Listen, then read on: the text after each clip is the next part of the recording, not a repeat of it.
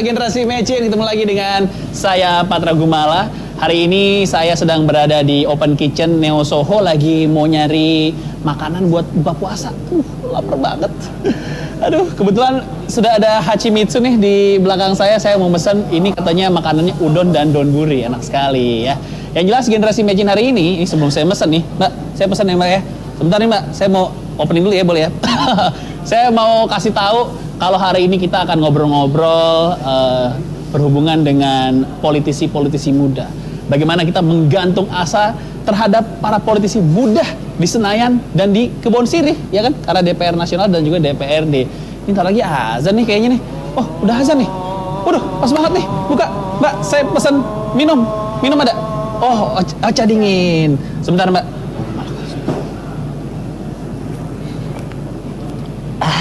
Udah buka. Saya pesan makannya Mbak. Kayaknya ada gyutan sini ya? Iya. Gyutan ada ya? Menu favorit. Itu menu favorit. Saya pesan satu buat buka puasa. Tidak usah pakai tajil, langsung gyutan saja. Hachimitsu menunya apalagi? Saya kan ada 3 orang lagi nih narasumber saya. Menunya apalagi yang bisa saya pesan yang enak-enak selain gyutan? Di sini menu nasi ada gyudon. Ini Oh, gyudon. Sapi sama nasi di bawahnya. Gyudon boleh. Apalagi? Sama ada chicken teriyaki. Chicken teriyaki. Oke, keluarin Mbak. Siap. Saya ambil di sana ya. Tapi yang 3 lagi saya nggak bisa bawa. Nanti saya jemput lagi. Saya ambil yang gyutan dulu ya. Oke. Asik. Maaf, Ya. sebelumnya gyutandonya minta pedas apa sedang? Pedas atau sedang ya? Sedang. Saya nggak kuat pedas-pedas. Baru buka, iya kan? Makan gyutan. Oke deh. Kayak orang kaya ya. Buka puasa pakai gyutan. Udah Mbak? Sudah, itu aja. Minumnya Oke. ada lagi. Minumnya ini aja deh. Ini refill nggak? Iya. Oke, saya ocha aja. Oke. Yaudah nanti saya ambil ya Mbak ya. Iya, nanti 7 menit diambil ya. 7 menit. Oke. Lapar sekali. Nonton Generasi Mecin hari ini ya. Wah, seru sekali obrolannya pokoknya. Akhirnya makanannya datang juga. Ini nih menu dari Hachimitsu di Open Kitchen Neo Soho Mall Jakarta Barat lantai 3 nih. Ini tadi gyutan menu andalannya. Gyutan itu adalah lidah. Enak banget. Tajil saya gyutan. Nih harus banget di syuting nih. Nggak bisa makan dulu atau gimana nih? Boleh makan dulu nggak? Boleh makan dulu nggak ya? Nanti aja kita syutingnya ya. Ya, narasumbernya belum datang kok. Nanti boleh saya makan dulu ya? Ya, oke. Oke, makan dulu ya.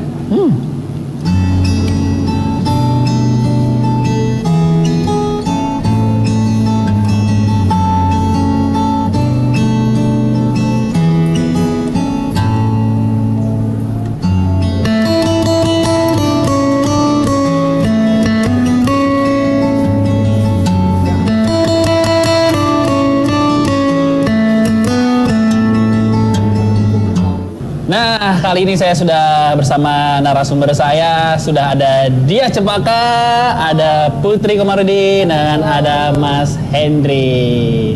Waduh, ya. Situ Mas, situ.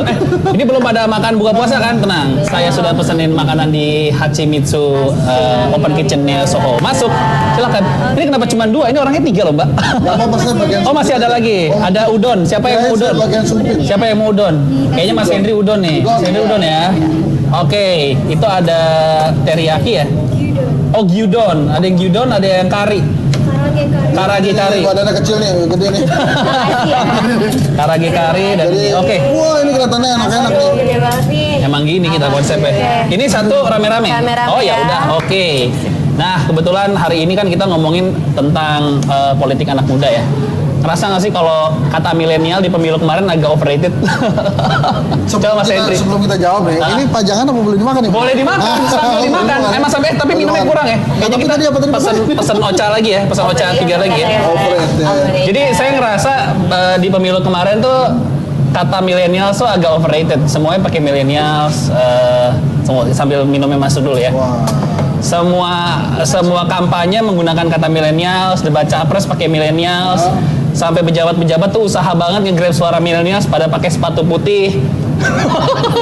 Sneakers putih, topi, semua pejabat jadi memudahkan gitu. Coba nih dari Mas Hendri, seberapa penting sih di pemilu kemarin sebenarnya suara millennials? Nah itu dia yang saya sayangkan ya, ke beberapa politisi itu menganggap millennials ini hanya gimmick saja. Jadi mereka ini semuanya pengen mendapatkan suara millennials, pengen mendapat dukungan dari millennials, tapi tidak memberikan millennials tempat yang sebagaimana mestinya. Oke. Misalnya KPU aja lah, kita biar contohnya langsung ke yang lembaga yang berperan memilih. KPU itu selama debat presiden misalnya, coba kita lihat, ada nggak panelis yang dari millennials? Oke, Itu kan setuju. nggak ada sama sekali. Jadi Iya, maksud iya. saya, itu yang mungkin karena overrated, dikit-dikit millennials, tapi posisi millennials ini hanya jadi kulit aja, nggak di-involve bareng gitu. Nah kalau sekarang Mbak Dia, Mbak Putri ini masuk ke ranah politik, karena memang mereka millennials, jadi kalau timnya millennials ya wajar. Oke. Tapi politisi-politisi senior kita ini kan inginnya dapat suara millennials hanya dengan berpenampilan millennials saja. Iya.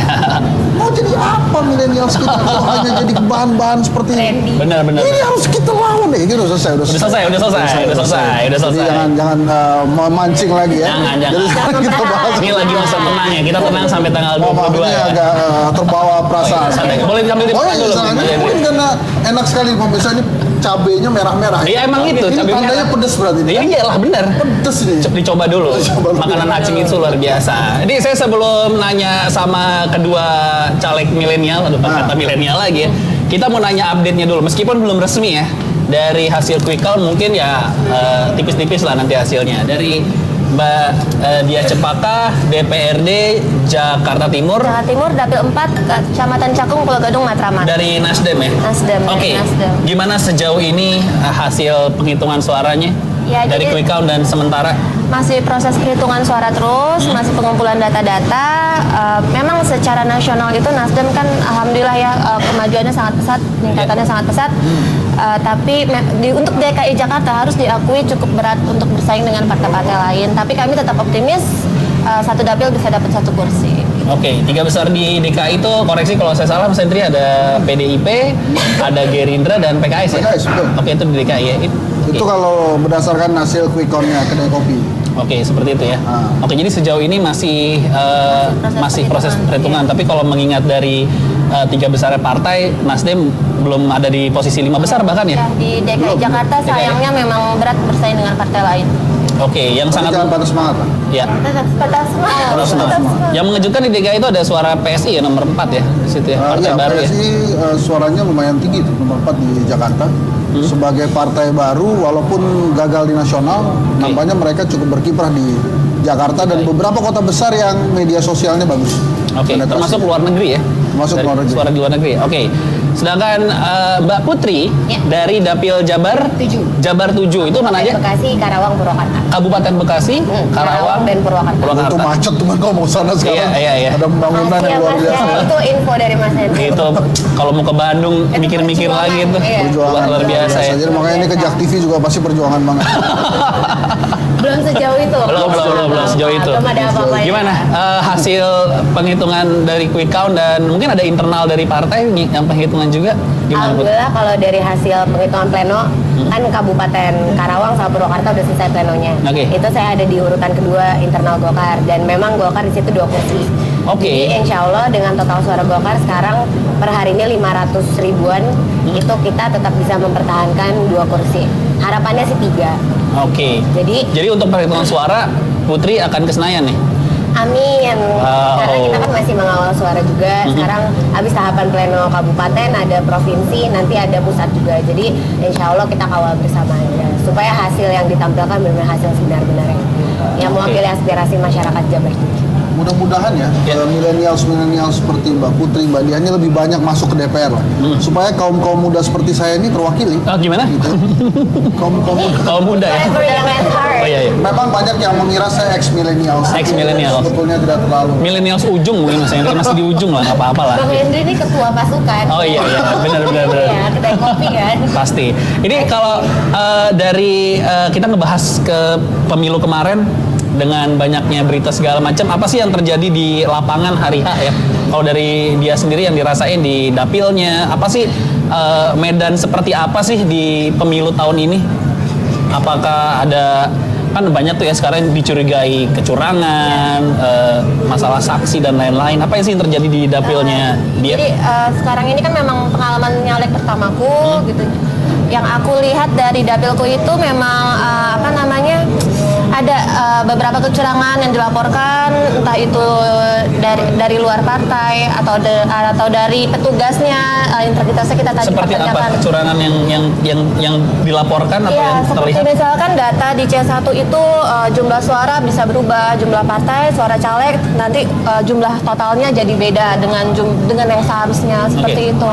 Dan ada misalkan gembok yang terbuka, gembok kotak yang ternyata sudah terbuka. Dan memang di dapilku di beberapa TPS itu memang ada pengambilan suara ulang karena adanya kecurangan-kecurangan tersebut. Dan itu memang ada ya berarti? Ada, memang ada nyata karena memang sudah dilakukan pemungutan suara ulang. Oke, kalau di dapilnya Putri? Kalau saya pribadi sangat mengapresiasi kerja-kerja keras KPPS dan teman-teman penyelenggara karena menurut saya bukan kerja yang mudah. Di dapil saya tuh ada 15.500 TPS dengan kerjaan yang 24 jam. Kadang mereka nggak makan, jadi nggak heran kalau banyak yang meninggal karena serangan jantung dan sebagainya gitu. Jadi saya juga turut berbela-sungkawa atas teman-teman yang berkorban demi demokrasi kita. Jadi menurut saya hal yang bisa dilakukan adalah memperbaiki sistem yang sudah ada. Karena tidak bisa mengadakan pileg dan pilpres secara berbarengan. Karena pertama caleg itu tidak diperhatikan sama sekali. Untuk saya sosialisasi kemarin itu susah sekali. Dari sisi pemberitaan juga sangat tenggelam ya. Dan sangat tenggelam. Jadi begitu kita datang mereka cuma nanya 01 atau 02 gitu. Padahal kan caleg juga harus memperkenalkan diri dengan program visi misi yang dibawa gitu.